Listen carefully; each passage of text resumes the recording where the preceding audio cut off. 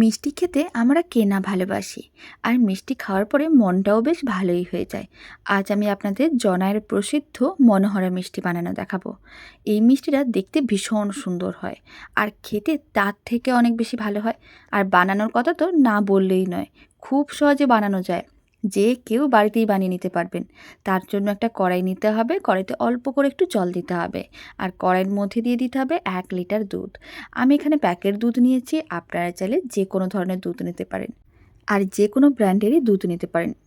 এখন 1 লিটার দুধ আমি দিয়ে দিয়েছি কড়াইতে, ফ্লেমটা হাইতে করে দিলাম। দুধটাকে খুব ভালো করে গরম করে ফুটিয়ে নিতে হবে। এইভাবে ফ্লেমটা যদি মিডিয়াম টু হাইতে করে দিই তাহলে অনেক কম সময়ের মধ্যে দুধটা গরম হয়ে যাবে। আর একটা হাতা দিয়ে এইভাবে একটু নাড়াচাড়া করে রাখতে হবে।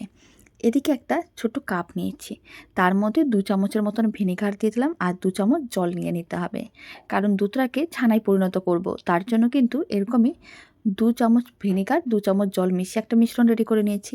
আর এদিকে 2-3 মিনিট হয়েও গেছে, দুধটাও গরম হয়ে গেছে। খুব ভালো করে একবার ফুটিয়ে নিতে হবে। দুধটা যখন খুব ভালো করে ফোটানো হয়ে যাবে, তারপরে ফ্লেমটা হয় একেবারে লোতে করতে হবে আর না হলে অফ করে দিতে হবে। ভিনিগার ও যে জলের মিশ্রণটা রেডি করে রেখেছিলাম, অল্প অল্প করে এইভাবে দুধের মধ্যে ভালো করে ছড়িয়ে দিতে হবে। তারপরে হাতাটাকে আলতো হাতে এইভাবে একটু নাড়াচাড়া করতে হবে। তাহলেই দেখতে পাবেন দুধটা খুব সুন্দরভাবে কেটে ছানায় পরিণত হয়ে যাচ্ছে। এইভাবে একবার মিষ্টি বানানোর সময় ছানা রেডি করে দেখতে পারেন। ছানাটা অনেক বেশি সফট হয় আর ছানা যত নরম হবে মিষ্টিগুলো খেতে তত বেশি ভালো লাগবে। আর মিষ্টিগুলো মুখে দেওয়ার পরেই মিলিয়ে যাবে, এত টেস্টি হয় মিষ্টিগুলো। খুব ভালো করে 1 মিনিটের মতো নাড়াচাড়া করে নিয়েছিলাম, খুব সুন্দরভাবে ছানাগুলো রেডি হয়ে গেছে।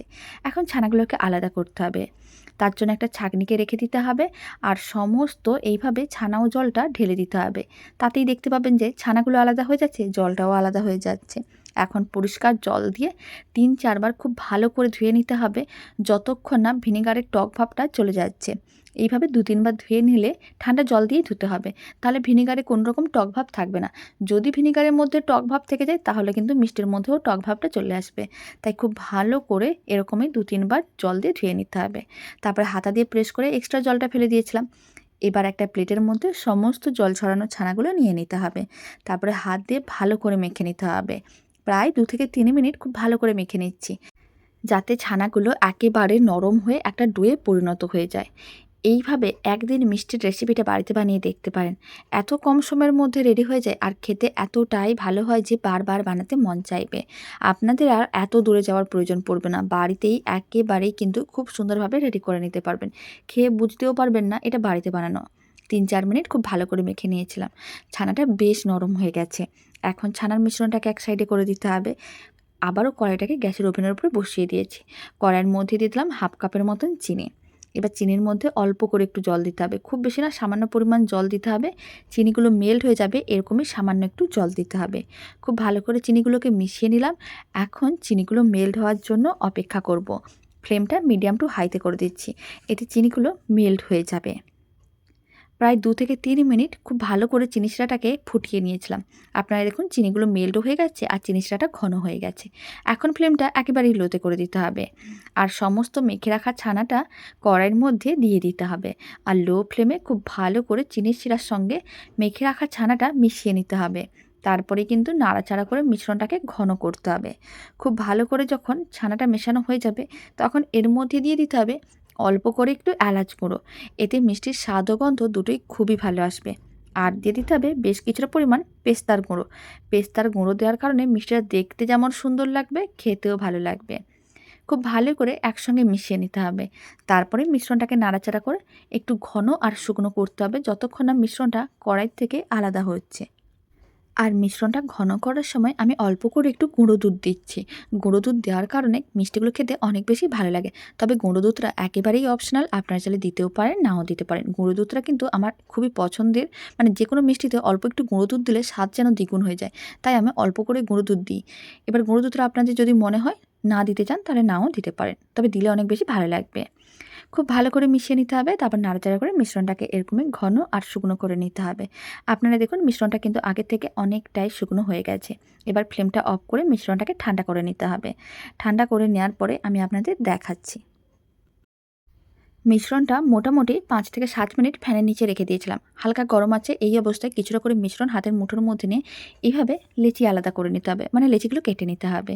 মিষ্টিগুলো যেমন সাইজের রেডি করবেন, লেচিগুলোকে ঠিক সেইভাবে রেডি করতে হবে, মানে ছোটো ছোটো অংশ নিয়ে নিতে হবে, আলাদা করে নিতে হবে।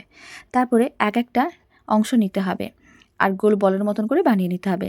হাতে এই সময় অল্প করে ঘি ব্রাশ করে নিতে হবে, তাহলে মিশ্রণটা আর হাতে আটকে যাবে না, আর মিষ্টিগুলো খুব সুন্দরভাবে গোল হবে। একটা আমি এরকমই অংশ নিয়ে নিলাম, টুকরো নিয়ে নিলাম। তারপরে দুটো হাতের সাহায্যে ঠিক এইভাবে গোল বলের মতন করে বানিয়ে নিতে হবে। সমস্ত মিষ্টিগুলো একইভাবে রেডি করে নিচ্ছি, তারপরে দেখাচ্ছি। এক একটাকে নিতে হবে আর গোল বলের মতন করে বানিয়ে নিতে হবে। প্রথমে সমস্ত মিষ্টিগুলো এইভাবে রেডি করতে হবে। যখন সমস্ত মিষ্টিগুলো রেডি করা হয়ে যাবে, তারপরে কিন্তু চিনি শিরাটা রেডি করতে হবে, কারণ এই মিষ্টির একটা স্পেশাল জিনিস থাকে। সেইটা কিভাবে রেডি করা যায় সেটাও দেখিয়ে দেবো। খুবই সহজ, বানানো যেমন সহজ, খেতে ভীষণ ভালো হয়, আর দেখে বোঝাও যাবে না বাড়িতে বানানো। তার জন্য আবার একটা কড়াইকে গ্যাসের ওভেনের উপরে বসিয়ে দিলাম। কড়াইয়ের মধ্যে হাফ কাপের মতন চিনি দিলাম, আর যতটা চিনি নিয়েছিলাম তার হাফ আমি জল দিয়ে দিলাম। এবার খুব ভালো করে মিশিয়ে নিতে হবে। চিনিগুলো মেল্ট হওয়ার জন্য অপেক্ষা করতে হবে।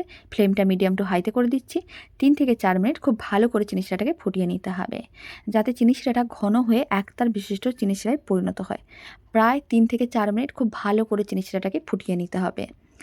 এখন আমি আপনাদের 5 মিনিট পরেই দেখাচ্ছি। আপনারা দেখুন চিনি শিরাটা বেশ ঘন হয়ে গেছে, আর দুটো আঙুলের সাহায্যে এইভাবে চেক করেও দেখে নিতে পারেন। একতার বিশিষ্ট চিনি শিরায় পরিণত হয়ে গেছে। ফ্লেমটা অফ করে দিতে হবে। এদিকে একটা ট্রে নিয়েছি, একটা বাটার পেপার নিয়েছি। অল্প করে একটু ঘি ব্রাশ করে রেখেছিলাম, যাতে মিষ্টিগুলো তুলতে সুবিধা হয়। সমস্ত মিষ্টিগুলোকে এবার চিনি শিরায় কোট করতে হবে। তার জন্য একটা করে মিষ্টি নিতে হবে, চিনি শিরার মধ্যে দিয়ে এইভাবে চিনি শিরাটা ওপরে ছড়িয়ে দিতে হবে। তারপরে কিন্তু মিষ্টিটাকে চিনি শিরার মধ্যে কোট করে তুলে নিতে হবে, আর বাটার পেপারে দিয়ে দিতে হবে। তাহলেই মিষ্টিগুলো রেডি হয়ে যাবে। আর ঠান্ডা করে নেওয়ার পরেই দেখতে পাবেন চিনি শিরাটা একেবারে খুব সুন্দর একটা আস্তরণ হয়ে যায়। এই মিষ্টি একবার খেয়ে দেখতে পারেন, খেতে এতটাই টেস্ট হয়, বারবার বানাতে মন চাইবে। আবার একটা মিষ্টিকে চিনি শিরার মধ্যে দিয়ে খুব ভালো করে কোট করে নিচ্ছি। সমস্ত মিষ্টিগুলোকে একইভাবে রেডি করে তারপরে আমি আপনাদের দেখাচ্ছি। সমস্ত মিষ্টিগুলো রেডি করা হয়ে গেছে। এবার মিষ্টিগুলো যাতে দেখতে ভালো লাগে, তার জন্য একটা করে ছোট্ট করে কিশমিশ নিতে হবে, আর মিষ্টিগুলোর উপরে এরকমই বসিয়ে দিতে হবে। এতে মিষ্টিগুলো দেখতে ভীষণ সুন্দর লাগবে। আর যেহেতু এটা মনোহরা মিষ্টি, মনোহরা মিষ্টির মধ্যে মানে ওপরে একটা করে ছোট্ট করে কিশমিশ দেওয়া থাকে, এতে মিষ্টিগুলো দেখতে বেশ ভালো লাগে। এখন 10 মিনিট এইভাবে ফ্যানের নিচে রেখে দিতে হবে, যাতে ঠান্ডা হয়ে যায়। ঠান্ডা করে নিয়েছি। মিষ্টিগুলোর কালারগুলোও কিন্তু চেঞ্জ হয়ে গেছে। যেহেতু বাটার পেপার দেওয়া, তাই খুব সহজে কিন্তু মিষ্টিগুলো এরকমই আলাদা হয়ে যায়। আর যদি আপনাদের কাছে কলাপাতা থাকে, তাহলে অবশ্যই মিষ্টিগুলোকে কলাপাতার উপরে বসিয়ে দিতে পারেন, অল্প একটু ঘি ব্রাশ করে। যেহেতু কলাপাতা সবসময় থাকে না, তাই আমি বাটার পেপার দিয়ে মিষ্টিটা বানানো দেখিয়ে দিলাম। সমস্ত মিষ্টিগুলোকে এক একটা করে এরকমই তুলে নিতে হবে। দারুণ স্বাদের মনোহরা মিষ্টি একেবারেই রেডি। এবার একটা মিষ্টি ভেঙেও দেখিয়ে দিচ্ছি কতটা সুন্দর দেখতে হয়েছে। মিষ্টির রেসিপিটা শেষ পর্যন্ত দেখার জন্য অসংখ্য ধন্যবাদ।